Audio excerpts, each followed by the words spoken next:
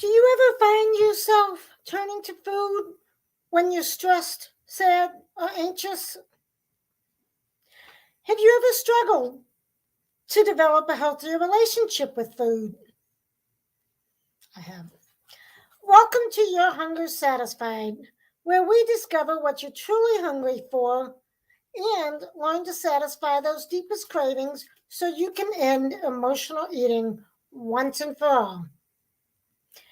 Emotions have a profound influence on our lives.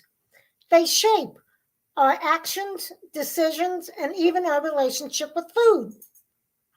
While emotions can bring joy, love, and excitement to our existence, they can also have a significant role in something many of us can relate to: emotional eating. Emotional eating occurs when we use food as a way to cope or to numb our emotions, whether it's sadness, anger, stress, anxiety.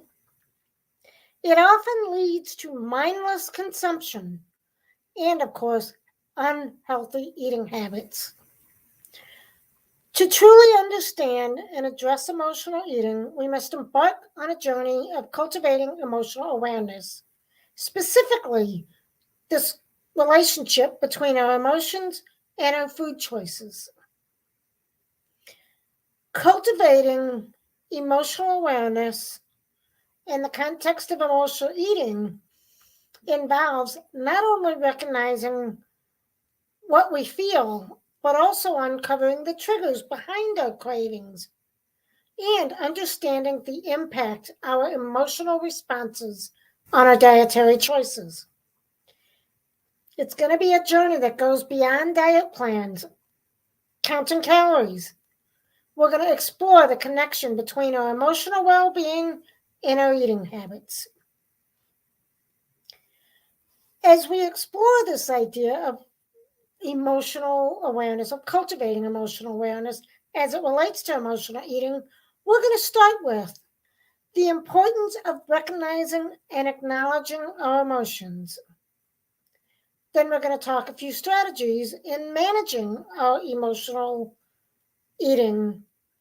And finally, we're going to discuss the transformative impact these strategies can have on our relationship with food and on our overall well-being. Emotions are an integral part of our human experience. They influence our thoughts, actions, and interactions with the world around us. They provide color to our lives, enriching our experiences with joy, love, excitement, empathy. But it's not all sunshine and rainbows. There's the other side, the feelings of sadness, anger, fear, anxiety.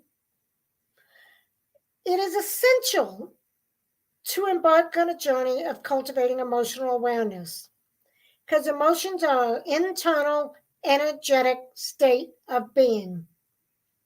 It goes beyond recognizing when we're happy or sad.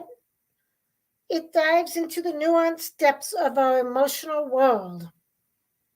It involves understanding those intricacies of what we feel, why we feel it, and how these emotions influence our behaviors and decisions. Cultivating emotional awareness is akin to shining a light in the hidden corners of our psyche, allowing us to embrace the full spectrum of emotions, even the uncomfortable ones. Tough, I know. In this exploration of cultivating emotional awareness, we're going to dive into the significance of understanding,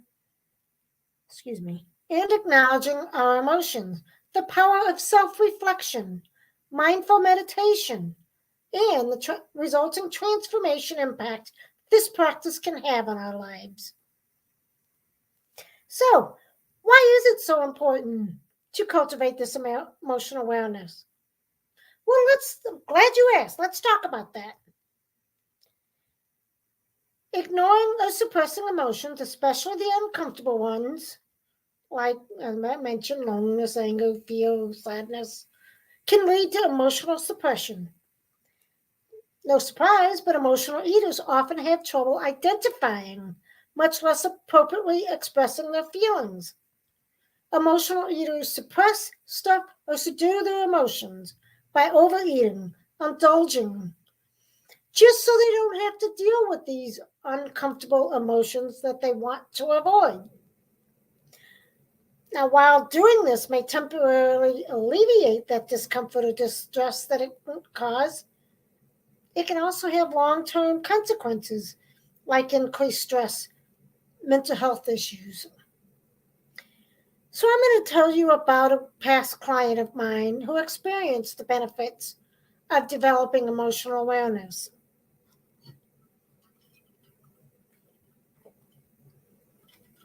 Her name is Emily. She's a physician.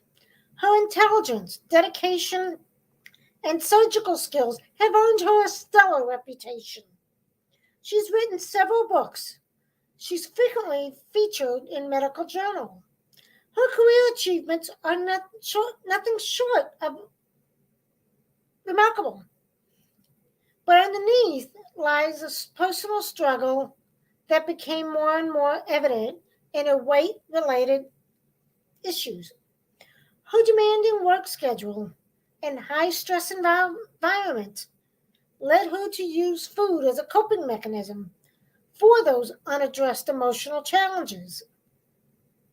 Whenever she was faced with stress, long hours, setbacks at work, she turned to comfort food and indulged in emotional eating, seeking the temporary relief that it often provided. Over time, this pattern of emotional eating took a toll on her physical health, causing weight gain, even some health concerns. She often felt frustrated and guilty about her inability to control her eating habits and her emotional responses. As we worked together, she gained some emotional awareness. She started gaining insight into her values, her beliefs, and emotional triggers. She began to identify those situations that drove her toward food for comfort, distraction, solace. So she decided to make some changes to her schedule. She built in time for meditation, relaxation into her daily routine instead of using food for comfort distraction. She was delighted to experience several benefits of being much more able to let things roll off her back, to bounce back from challenges. She reduced her stress levels because she was now able to pause, think about, and consider her responses. She began to choose more constructive reactions rather than just grabbing food. She noticed she became much more easygoing, developed a more easygoing attitude. She had better communication with the staff. She had a much greater understanding of what her staff was actually going through, which gave her more empathy for her staff, which led to more cohesiveness among her staff. So the first step to cultivating emotional awareness involves understanding and acknowledging your emotions, even the uncomfortable ones. Here's a few steps we can take. Mindful meditation is an excellent practice for developing emotional awareness. It teaches you to observe your thoughts and feelings without the judgment. That was something Emily learned when she identified those situations she found herself in instead of just grabbing the food. By giving herself that time to pause, practice mentally stepping away from the situation, mindfully relaxing. She did it through music, meditation audio. She gave herself some space, some time between the emotion and the reaction, which gave her greater control of how she wanted to respond on a conscious level, rather than just using her go-to subconscious grab the food and eat. Next, we need to learn to embrace and release those emotions. Once you're aware of your emotions, the next step is to learn how to process and express them in a healthy way. Because as we just learned, suppressing and ignoring negative emotions can have harmful consequences in the long run.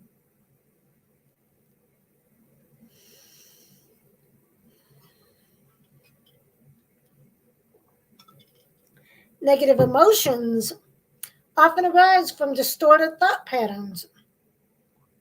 Once Emily recognized those situations that had her wanting to eat, she noticed her internal dialogue.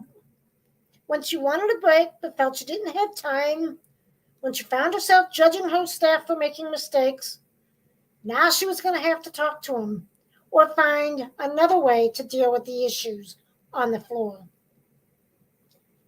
In noticing her internal dialogue, she determined that her thoughts were not serving her. We worked together to help her change her internal dialogue to one that would serve her better. She replaced her negative self-talk with more rational, more self-compassionate dialogue. This significantly reduced the intensity of those negative emotions and helped her replace them with positive, more helpful thoughts. As a result, she no longer felt the need to eat away her feelings. So, Emily's story shows us the importance of cultivating emotional awareness and its impact on emotional eating and overall well-being, highlighting how both positive emotions and negative emotions play a significant role in our lives, how emotional eating can be a coping mechanism for dealing with these emotions. So we discussed some of the steps of cultivating emotional awareness, recognizing and acknowledging and understanding our emotions, as well as processing and appropriately expressing our emotions. Through her story, you can see the need to go beyond surface level solutions like diet plans, calorie counting, and deliberately take the time to explore that profound connection between emotional well-being and eating habits. Emily's story shows us how recognizing emotional triggers, dealing with the emotions, and utilizing strategies like practicing mindfulness, reshaping negative thought patterns can lead to healthier responses, ultimately reducing the reliance on emotional eating as a coping mechanism. If you would like help dealing with these pesky emotions that drive you to eat, go to my website, yourhungersatisfied.com. Answer a few questions, and then you'll be able to schedule a complimentary session to get you started. So until next time, make it an absolutely joyful week, and I'll talk to you next week. Bye-bye.